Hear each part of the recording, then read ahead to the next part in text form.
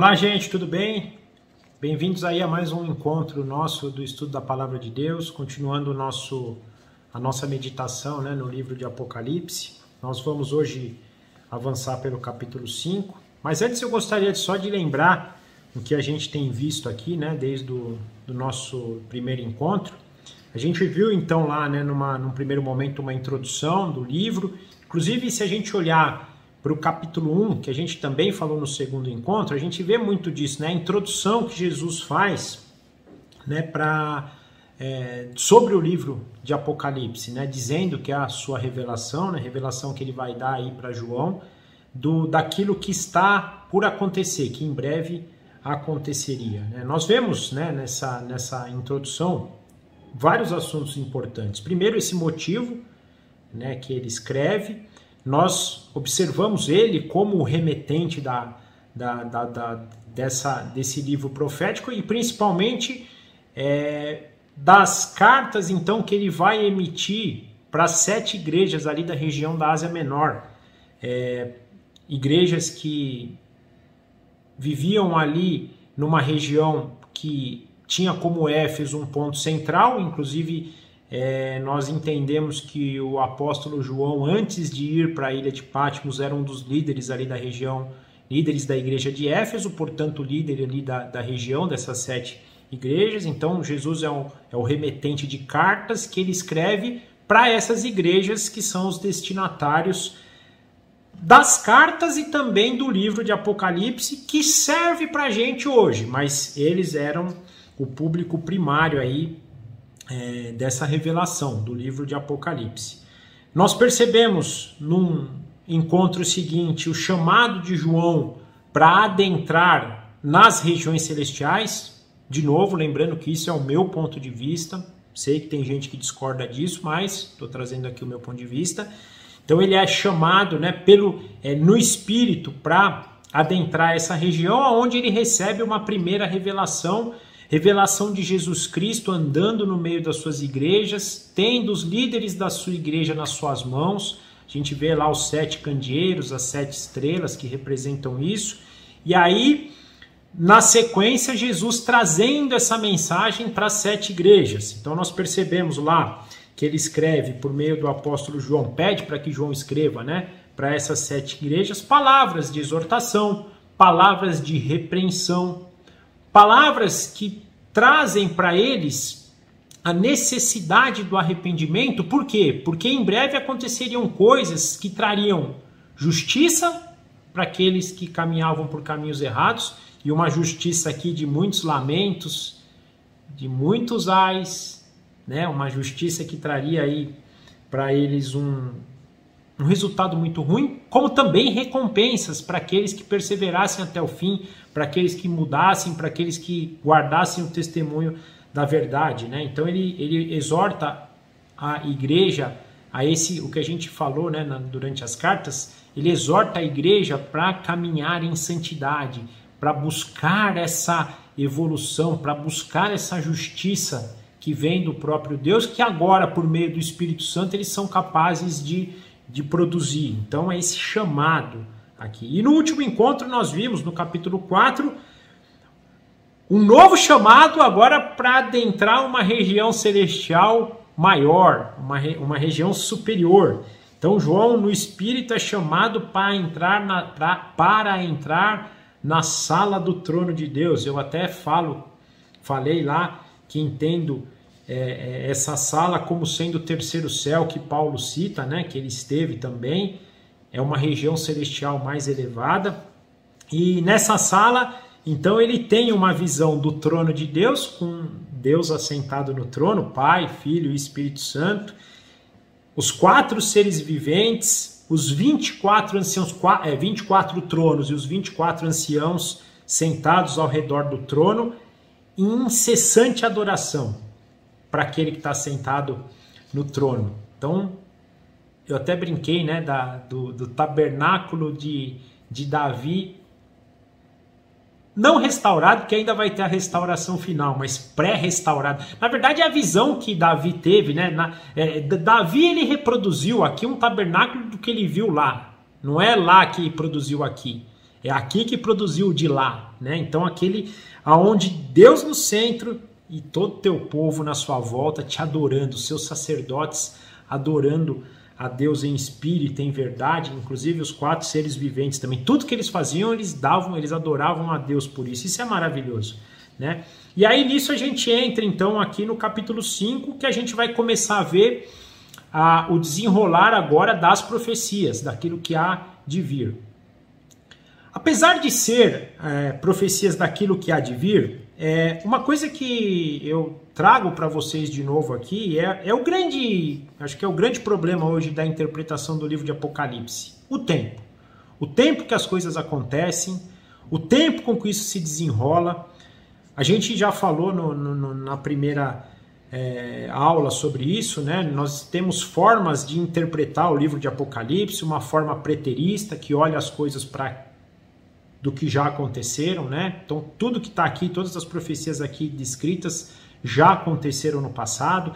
Tem aqueles futuristas que olham isso para o futuro, então isso vai acontecer no futuro. Os históricos de que isso está acontecendo aí, né? Basicamente entre a primeira e a segunda vinda de Cristo. E aqueles que têm uma visão mais ideológica, que isso é uma briga do bem contra o mal, né? Então, essa questão de tempo nos traz isso. E nós vemos, né, essa discussão. Uma coisa importante aqui que eu chamo para vocês é que eu acho que cada um tem lá pontos positivos, cada um tem pontos negativos. Eu creio, por exemplo, hoje numa linha que eu sei que tem pontos falhos também. Eu olho para todas elas e eu encontro, né? Às vezes você vê o cara falando, tem sentido o que esse cara está falando. Mas quando o outro contrapõe ele, a gente fala, poxa, é verdade, isso tem um ponto falho aqui, né? Então a gente vai estar sempre vendo, né, numa discussão entre, não, mas isso aqui você tem que considerar simbólico, não, isso aqui é real, isso aqui é um tempo assim, a gente está sempre vendo isso. E nós vamos ter, porque nós hoje somos limitados à questão tempo. Deus não é fechado na nossa condição de tempo. Ele é atemporal no sentido nosso aqui, né?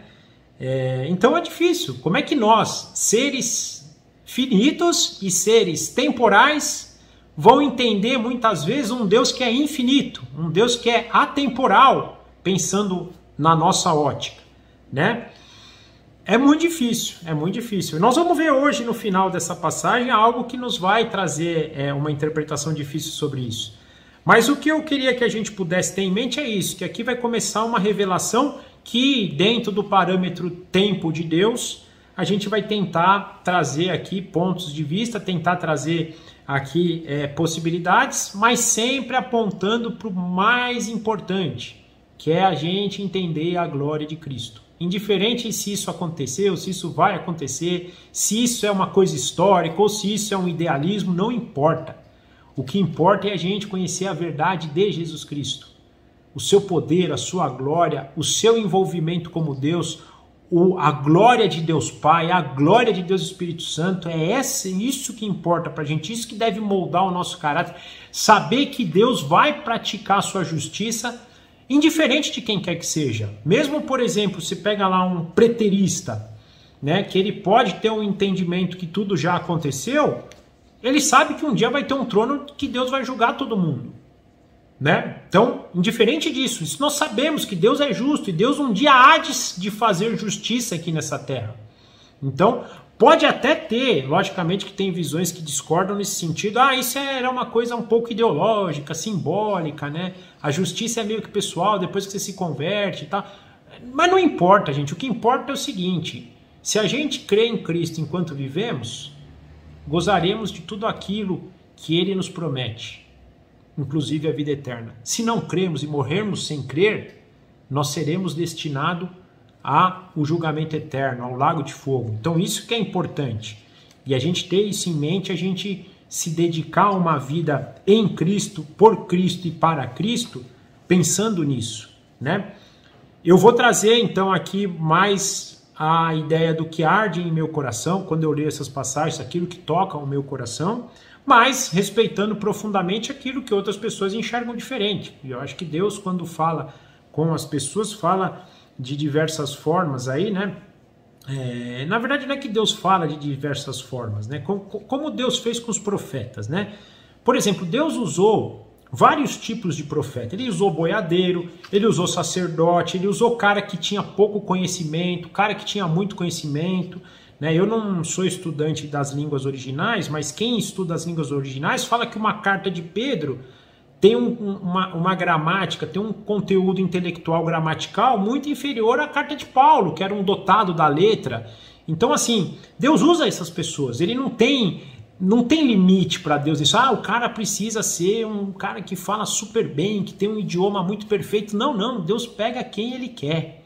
E ele age, e ele trabalha a cabeça de cada um conforme a glória dele. Então é da mesma forma. E outra coisa, os próprios profetas, a gente vê nos próprios profetas, né, dentro do entendimento desses profetas, que é Deus falando por meio deles, né?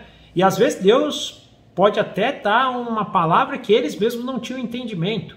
Se Deus fez até uma mula falar lá no caso de Balaão, quiçá os homens, né? Mas Deus respeita isso, penso eu. Deus respeita isso. Então ele respeita a limitação daquele ser humano, mas dá a revelação que ele precisa dar por meio daquele ser humano. E às vezes ele não dá uma revelação completa só por aquele ser humano. Ele dá uma... Para aquele momento, para quem que era o destinatário principal, ele dá aquela revelação que ele precisava, sendo que nós hoje temos várias dessas revelações, de modo que formamos o entendimento por meio dessas várias revelações. Então aqui pode ser que uma interpretação de um dê uma revelação, uma interpretação de outro dê outra, e nós hoje somos seres limitados, por mais que a gente busque o Espírito Santo, por mais que a gente tenha ajuda, nós temos as nossas limitações e vai ter essas discórdias. Mas o mais importante, que é a base, o fundamento, aquilo que liga a todos nós, precisa ser unificado. Então, que a salvação vem por meio de Jesus Cristo. Isso é inegociável, né? Então, isso nós temos em comum.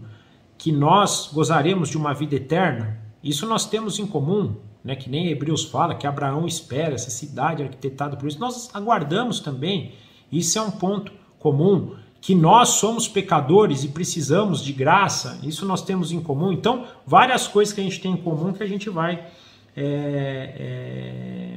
trazer isso como mais importante, né? Isso nós temos que, cada dia que a gente lê a palavra de Deus, enxergar, e lendo isso transformando o nosso coração em direção a Cristo, né?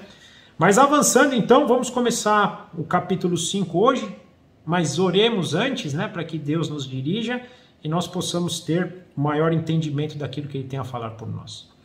Papai, obrigado por mais um dia que a gente pode estar diante do Senhor, que nós podemos estar diante do Senhor, diante da Tua Palavra, para aprendermos, para conhecermos, para nos deleitarmos no Senhor. Eu acho que muitas vezes a gente busca a leitura bíblica para tentar provar a nossa verdade, mas mais legal do que isso é quando a gente procura para nos deleitar, para crescer, para avançar, para entender quem o Senhor é.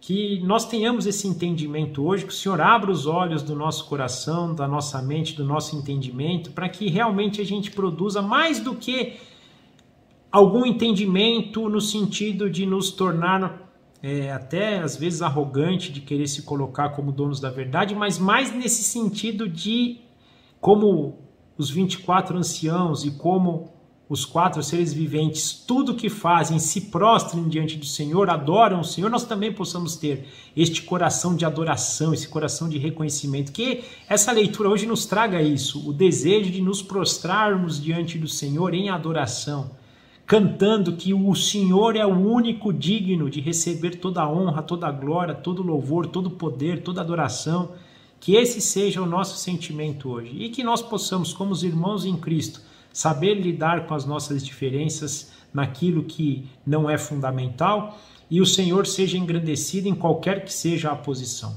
Nós entregamos esse momento nas tuas mãos e te agradecemos em nome do nosso Senhor Jesus. Amém. Então, gente, vamos ler aí o capítulo 5, é um capítulo relativamente curto, né? E depois a gente vem versículo por versículo ou por sessão aqui entendendo. Então, Apocalipse 5, versículo 1. Então, vi na mão direita daquele que está assentado no trono um livro em forma de rolo, escrito em ambos os lados e selado com 7 selos. Vi um anjo poderoso proclamando em alta voz: quem é digno de romper os selos e de abrir o livro? Mas não havia ninguém, nem no céu, e nem na terra, e nem debaixo da terra, que podia abrir o livro, ou sequer olhar para ele. Eu chorava muito, porque não se encontrou ninguém que fosse digno de abrir o livro e de olhar para ele. Então um dos anciãos me disse: não chore, eis que o leão da tribo de Judá, a raiz de Davi, venceu para abrir o livro e os seus 7 selos. Então vi um cordeiro que parecia ter estado morto, de pé, no centro do trono, cercado pelos 4 seres viventes e pelos anciãos. E ele tinha 7 chifres e 7 olhos, que são os 7 Espíritos de Deus enviados a toda a terra. Ele se aproximou e recebeu o livro da mão direita daquele que estava sentado no trono. Ao recebê-lo, os 4 seres viventes e os 24 anciãos prostraram-se diante do cordeiro. Cada um deles tinha uma harpa e taças de ouro cheias de incenso, que são as orações dos santos. E eles cantavam um cântico novo. Tu és digno de receber o livro e de abrir os seus selos, pois foste morto, e com teu sangue compraste para Deus homens de toda a tribo, língua, povo e nação. Tu o constituístes reino e sacerdotes para o nosso Deus, e eles reinarão sobre a terra. Então olhei e ouvi a voz de multidões de anjos, milhares e de milhares e milhões de milhões. Eles rodeavam o trono, bem como os seres viventes e os anciões, e cantavam em alta voz: digno é o cordeiro que for morto, de receber o poder, riqueza, sabedoria, força, honra, glória e louvor. Depois ouvi todas as criaturas existentes no céu, na terra, debaixo da terra e no mar, e tudo que neles há, que diziam: aquele que está sentado no trono e ao Cordeiro sejam o louvor, a honra, a glória e o poder para todos sempre. E os 4 seres viventes disseram: amém. E os anciãos prostraram-se e o adoraram. Então, até aqui a palavra de Deus, do versículo 1 ao versículo 14. Essa passagem, gente, é uma continuação, então, né, do capítulo 4, dentro da sala do trono, que nós estudamos a semana passada. Na verdade, quase que todo o livro daqui para frente vai estar ali naquela dimensão da sala do trono de Deus, né? E aqui tem algo importante, nós vamos falar isso mais no reino milenar, quando a gente falar do reino milenar, né? Mas a gente ter um pouco dessa visão, né? Que é o reino que vai estar aqui conosco também no final de todas as coisas, que vai descer. Era o reino que Deus sempre desejou lá no Jardim do Éden. Mas quando a gente chegar na época de falar do reino de Deus, a gente vai investir um tempo maior nisso. Mas o mais importante, que lá dentro da sala do trono, depois de ter todo aquela visão dos 4 seres, dos 24 anciãos, daquele que está sentado no trono, né, no centro do trono, e que é adorado tanto pelos 4 seres viventes quanto pelos próprios 24 anciãos. E isso é importante para a gente, porque só um é digno de adoração, e esse é o próprio Deus. Então não tem nenhum ser vivente, qualquer que seja, que mereça qualquer tipo de adoração. E isso aqui tem um dado importante para a gente, porque na cultura passada, lá no tempo de João, e também antes, né, no Antigo Testamento, a gente vê muita adoração para animais, para coisas criadas como o sol, a lua, as aves, os répteis, né, a serpente, rios e daí por diante. E aqui nós estamos vendo que os próprios seres viventes se prostram diante de Deus, porque Ele é o único digno, só há um Deus que requer a nossa adoração, que é digno da nossa adoração, Deus Pai, Deus Filho e Deus Espírito Santo, o Deus único nas pessoas do Pai, Filho e Espírito Santo. E também os seus santos, né? E aqui também tem um lado positivo, a gente vai ver inclusive a própria igreja se perdendo nisso, né? Depois da criação dos santos, né? Os 24 anciãos não merecem isso, pelo contrário, eles se prostram também. Então, São João, São Paulo, São Pedro, São Lucas, São Jerônimo, São Francisco, Santo Agostinho, quem quer que seja, nenhum deles requer e merece a nossa adoração, somente aquele que está sentado no trono, a ponto de até os santos se prostrarem diante dele, e que é o verdade. Então, a gente termina naquela cena. E começando agora, no versículo 1, nós percebemos que aquele que está sentado no trono, o próprio Deus, tem um livro na mão dele. Um livro selado com 7 selos, escrito tanto atrás quanto tanto por dentro quanto por fora, né? E aqui, gente, eu queria pensar um pouquinho, mas que livro seria esse? Quais seriam as implicações disso, né? E antes de a gente falar do livro, eu queria ler 2 passagens. Uma que se encontra em Apocalipse, dos versículos Apocalipse no capítulo 29, dos versículos 10 e 13, e Ezequiel, capítulo 2, versículos 9 e 10. Então, Isaías 29, do 10 e 13, do 10 ao 13, nos diz assim: O Senhor trouxe sobre vocês um sono profundo, fechou os olhos de vocês, profetas, cobriu as cabeças de vocês, videntes. Para vocês, toda esta visão não passa de palavras seladas num livro.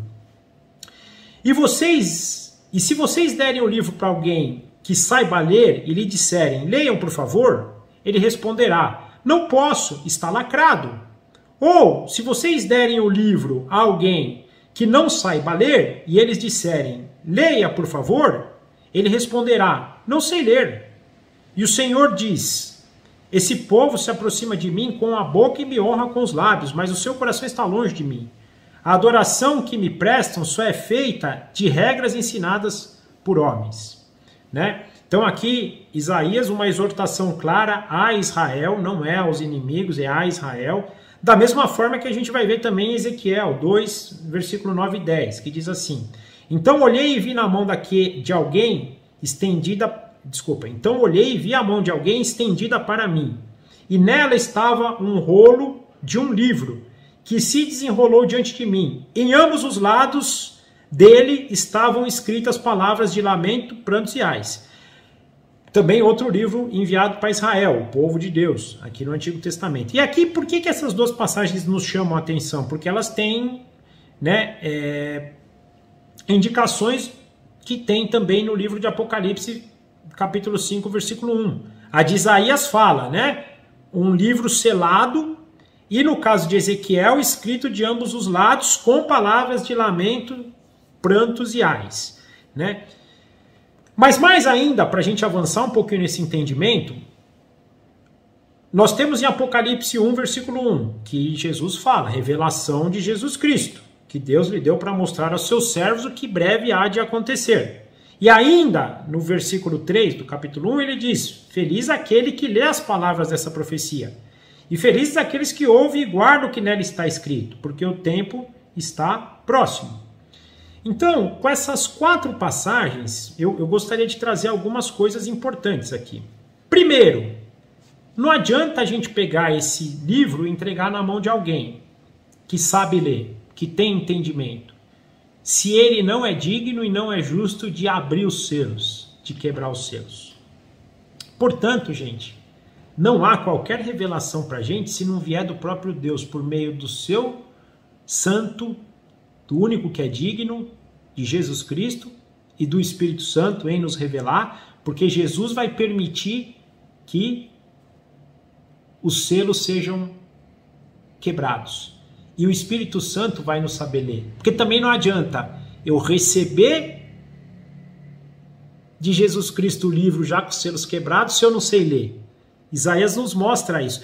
Não é a profecia aqui de Isaías falava lá da nação de Israel, como eu disse, mas isso é importante para a gente ter esse entendimento. Nós temos um livro selado na nossa mão hoje, que ele, ou se tinha aqui, né, um livro selado, que se não tivesse alguém que soubesse ler e tivesse condições de quebrar o selo, eu não conseguiria nem abrir nem ler. Então, é importantíssimo isso, porque a obra de Jesus na cruz, o seu sangue, permitiu com que os selos fossem quebrados a partir de agora. E por meio dele derramar o Espírito, quem ouvisse essa profecia que a gente vê em Apocalipse, porque agora nós podemos ler as palavras e guardar as palavras desse livro, porque nós sabemos ler agora por meio do Espírito Santo que habitava em nós. A gente vê, por exemplo, na vida dos apóstolos, inclusive até no livro de Atos, que antes deles serem batizados no Espírito Santo, eles davam umas viajadas, até nas perguntas que eles faziam, até inclusive sobre o reino. A gente vê isso lá em Atos 1, os discípulos fazendo perguntas ainda do reino, mesmo depois de Jesus ter passado 40 dias para eles. Por exemplo, isso para mim é uma condição clara de que eles receberam o livro com os selos quebrados, mas ainda não tinham condições, não sabiam ler. Mas a partir do derramar do Espírito, passam a ter condições. A gente vê Pedro fazendo uma pergunta em Atos, que lá nas suas cartas ele vai falar uma resposta totalmente diferente. Porque esse Pedro aqui ainda não tinha Espírito, esse Pedro daqui agora tem o Espírito. E ele sabe ler. Então, como Isaías diz que precisa ter o selo quebrado e tem que saber ler, hoje, pela revelação que nós temos do Espírito Santo, daquilo que Jesus Cristo nos revelou por meio de quebrar os selos, né, nós temos condições de entender, então, aquilo que está por vir. E o que é? Então, aí beleza, isso é a forma do livro, né? E aí, quando a gente pega, aí o que seria, o que estaria escrito ali? Aí, usando a passagem de Ezequiel, nós vemos, né? Nós temos, e vamos perceber, né? Os ais, inclusive tem uma seção só de ais ali, né?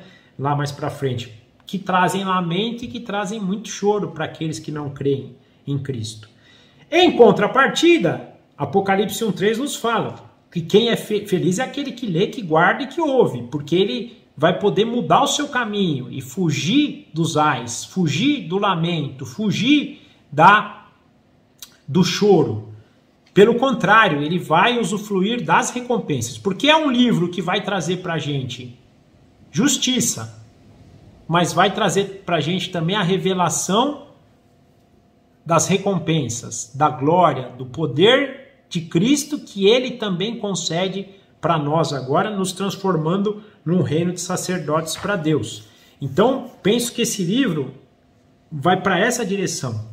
Honestamente, a partir da próxima semana, nós vamos falar, né, do que começa a conter esse livro, na abertura dos selos. Eu, honestamente, vou trazer uma leitura diferente para vocês do que a gente vê. Quando a gente for falar da leitura do livro, vai ter aqueles que defendem que isso vai acontecer no final dos tempos, lá, né? Então, lá a partir da grande tribulação. Tem aqueles que falam que acontecem a partir da consumação de Jesus na cruz, quando começam a quebrar os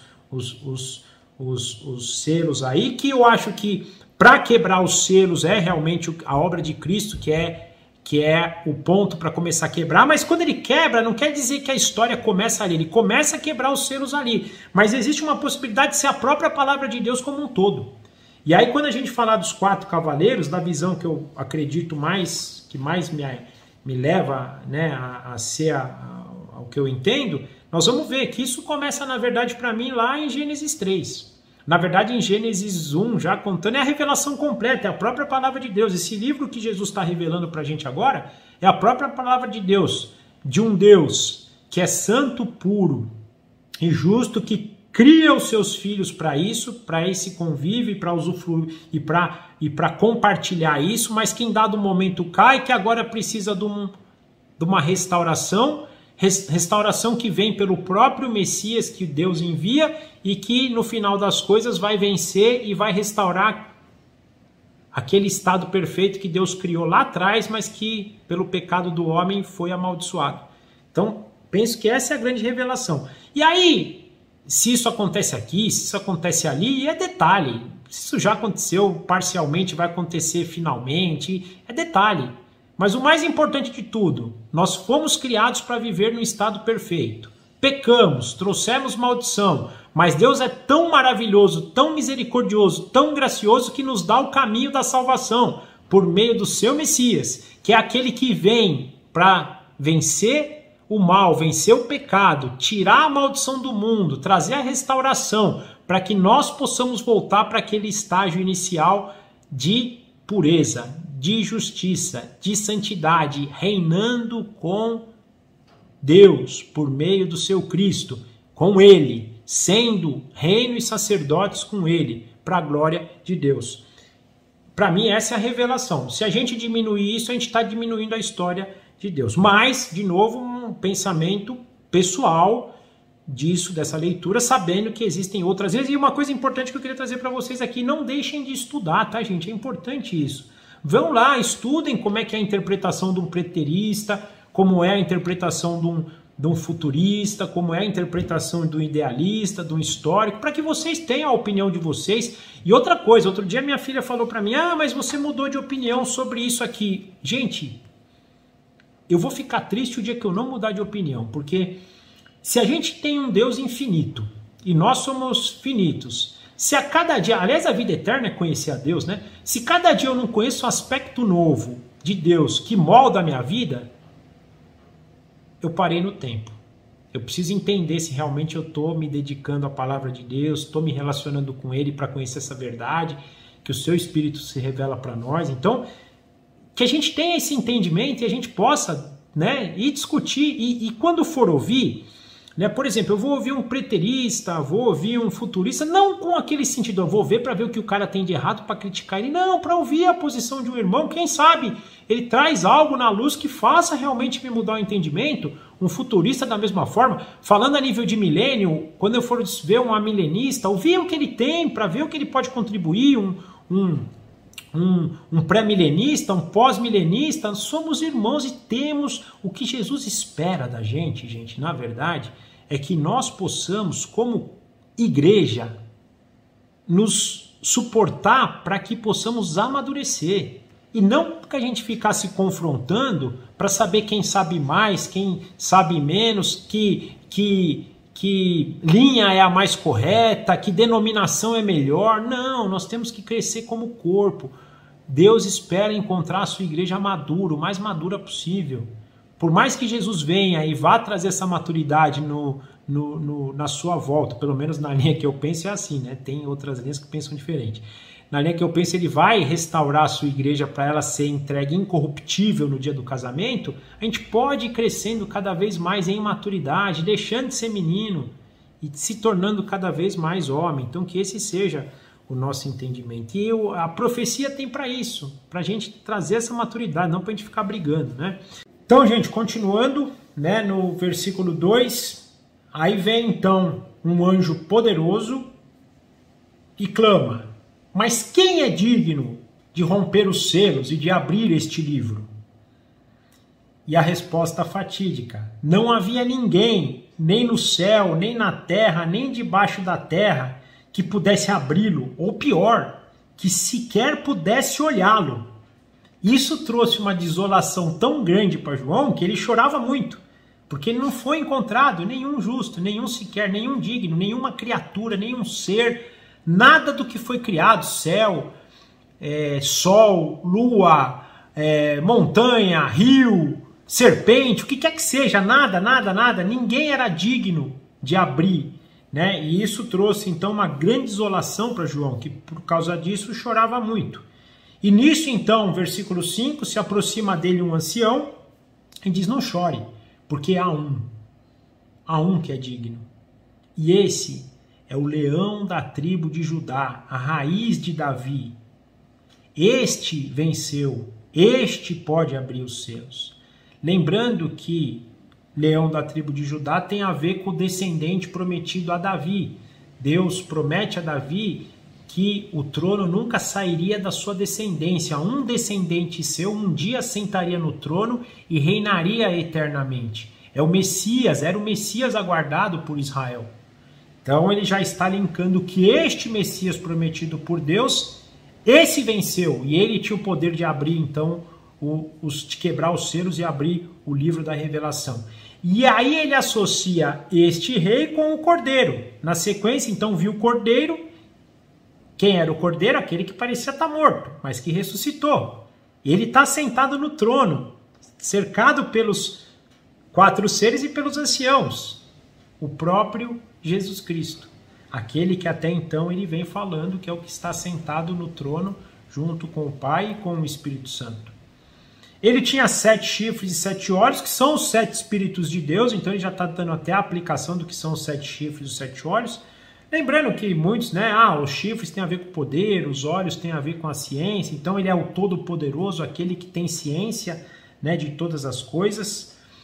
Ele que tem o Espírito de Deus. Jesus e o Espírito e o Pai estão sempre juntos. E se Jesus tem o poder, como eu disse antes, para quebrar os selos e para poder, né, reinar eternamente, o Espírito tem a condição de nos conduzir, de conduzir a situação. É aquele que está a manutenção, e ele que é enviado a toda a terra. Aqui eu penso que é uma menção clara a esse derramar do Espírito Santo, né, que são os 7 Espíritos de Deus enviados a toda a terra. Nós hoje que cremos, e todos os filhos que creram, e todos aqueles que hoje fazem parte da aliança com Deus, têm o seu Santo Espírito, porque ele é derramado pelo próprio Deus. Então ele se aproxima, o leão e o cordeiro, né, a mesma pessoa, se aproxima e recebe da mão daquele que está sentado,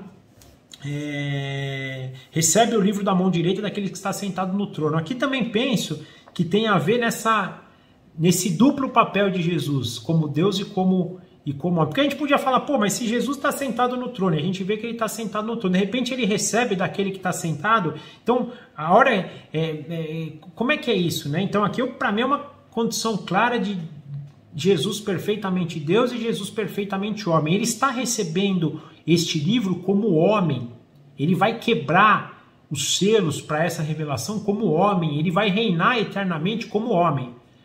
Não deixa de ser Deus, perfeitamente Deus, mas ele é um homem, perfeitamente homem hoje. É esse homem que vai julgar as nações, é esse homem que vai desencadear todo o processo final para a restauração e devolver esse reino para Deus. Aqui uma menção de Jesus como homem.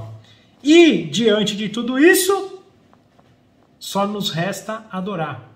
E é o que fazem os 24 anciãos, né, e os 4 seres, do versículo 8 ao versículo 10. Os 4 seres viventes e os 24 anciãos se prostraram diante do Cordeiro. É o único homem digno. Aqui, de novo, a menção Cordeiro tem a ver para mim com o lado humano de Jesus, que é quem vai reinar.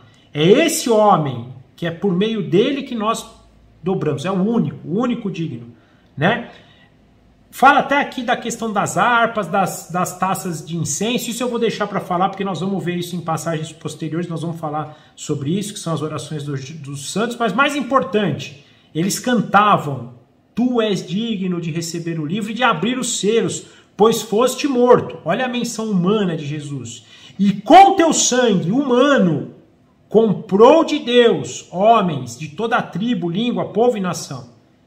E você e o Senhor, com a sua glória, constituiu todos eles reino e sacerdotes para Deus, e reinarão com você. Então Jesus como homem e os seus escolhidos como homens restaurados reinarão com Cristo por toda a eternidade, sobre a terra.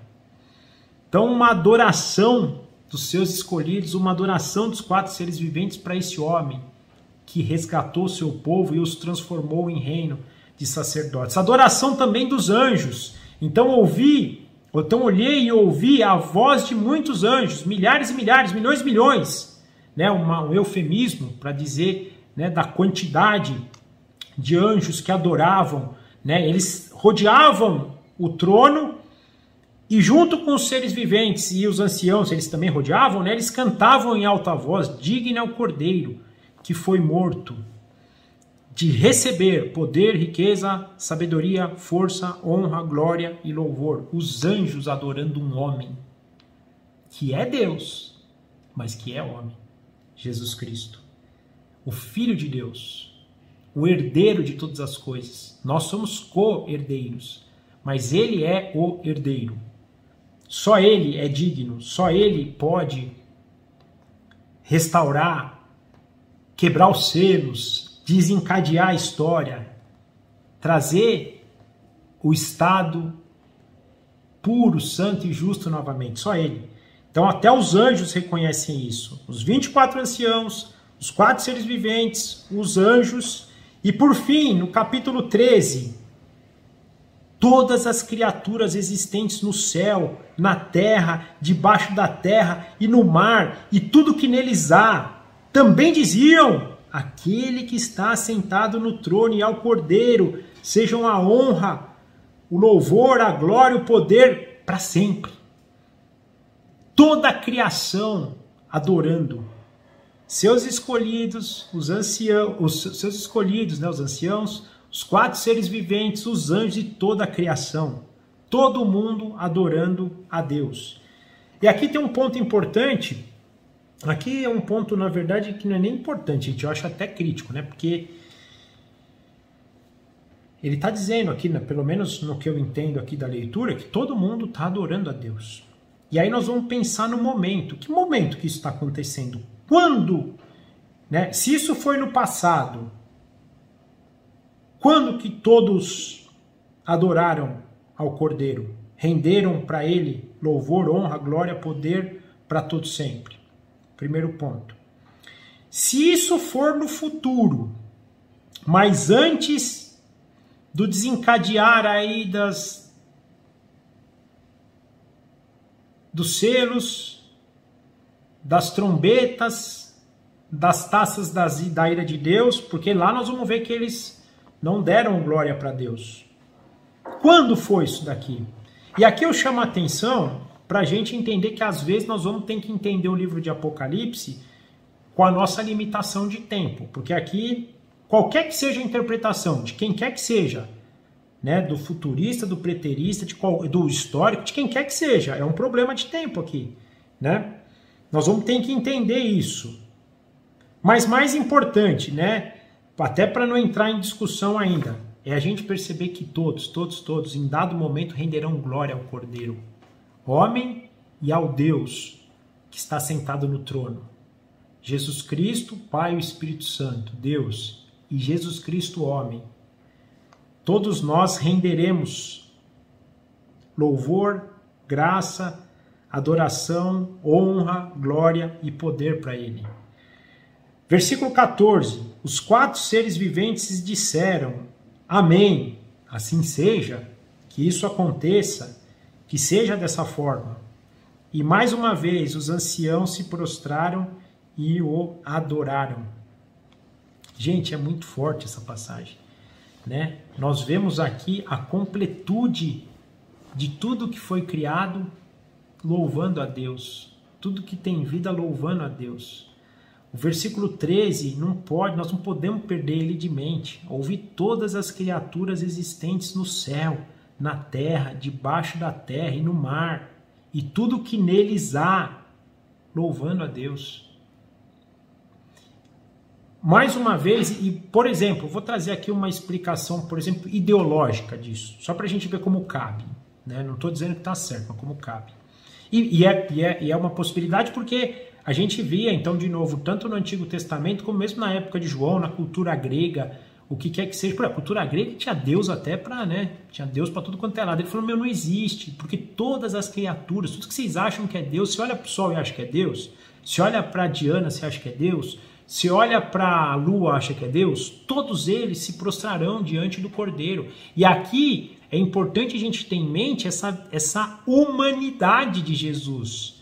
Nós vamos nos prostrar diante dele como Deus e como homem, porque ele é perfeitamente Deus e ele é perfeitamente homem. Então vocês imaginam essa dinâmica de todos, de toda a criação se prostrando diante de um homem.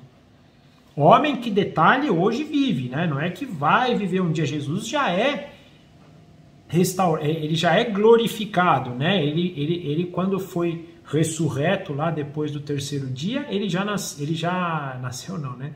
Ele já foi ressurreto em glória, em perfeição, em justiça. Então nós temos que ter em mente isso. E isso é importante exatamente para a gente entender e matar esses falsos ídolos, esses falsos deuses que tomam o lugar de Jesus na nossa vida. Na cultura de João, isso era muito constante. Por exemplo, Éfeso tinha a questão de Diana lá, né? A gente vê até Paulo ser espancado por causa de Diana lá. Então eles tinham uma mulher, né? Sei lá, acho que era mulher, né? Que eles tinham como uma deusa, né? E não existe. Esse homem que proclama é aquele que vai, né, ser adorado por toda a criação. Outro ponto interessante que ele chama a nossa atenção é esse estado de Jesus de cordeiro morto, mas que agora está vivo. E aí a gente também lembra que nesse primeiro momento da igreja, talvez não necessariamente aqui, mas a gente vai ver isso crescendo na igreja, momentos aí de que Jesus talvez não tivesse ressuscitado, era uma forma que os apóstolos tinham de trazer em mente o que ele fez, e ele está dizendo que não, João está enfatizando aqui. Outro ponto, né, que Jesus na verdade nem existiu, era só um ser elevado, né, e aqui a gente vê que ele tem sangue, como é que ele comprou o direito de abrir os selos e comprou, na verdade, para si homens de todas as nações, raças, tribos, por meio do seu sangue. O seu sacrifício de sangue permitiu que ele pudesse então reinar agora como homem, como Deus, mas como homem. Então isso é importante também para tirar da gente esse misticismo. Ah, Jesus é um ser elevado. Acho que o Espiritismo fala isso hoje, né? Que Jesus é um ser elevado.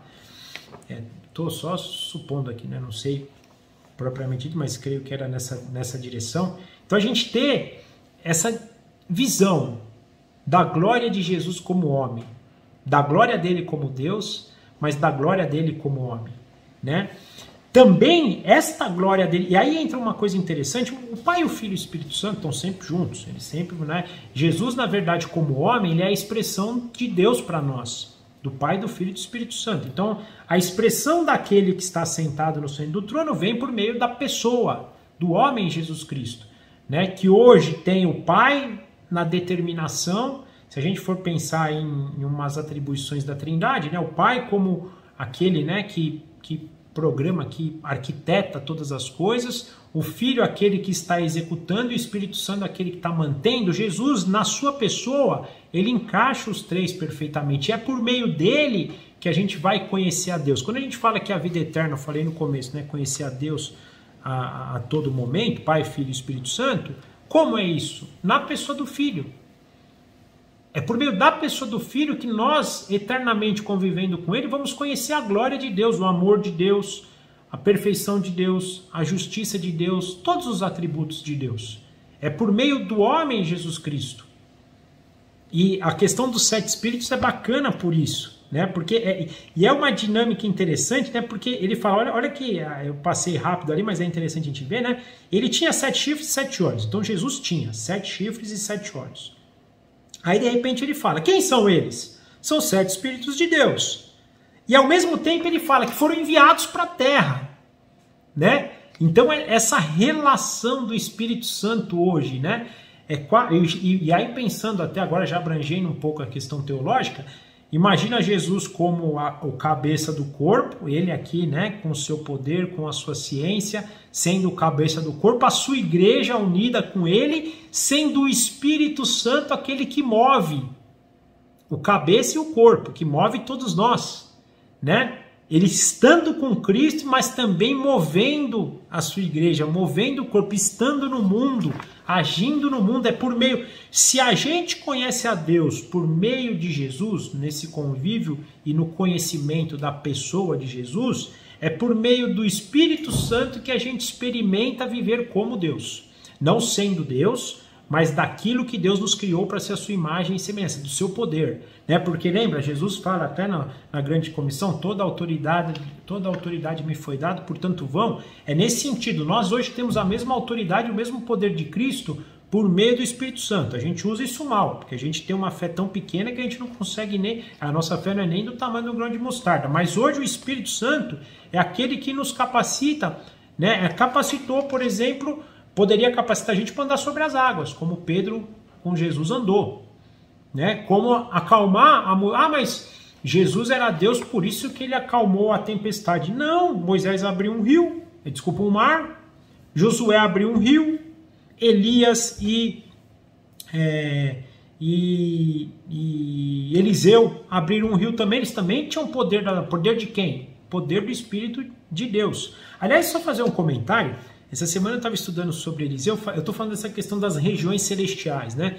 Tem uma hora lá que eu esqueci a passagem, mas me veio isso na cabeça agora, eu vou comentar, que Eliseu está lá sendo cercado lá pelos inimigos e o servo dele fica todo desesperado, e aí Eliseu ora para Deus para que Deus desse visão para o seu servo, para que ele visse a multidão que estava protegendo eles ali, né, nessa dinâmica das regiões celestiais, né? Isso foi maravilhoso.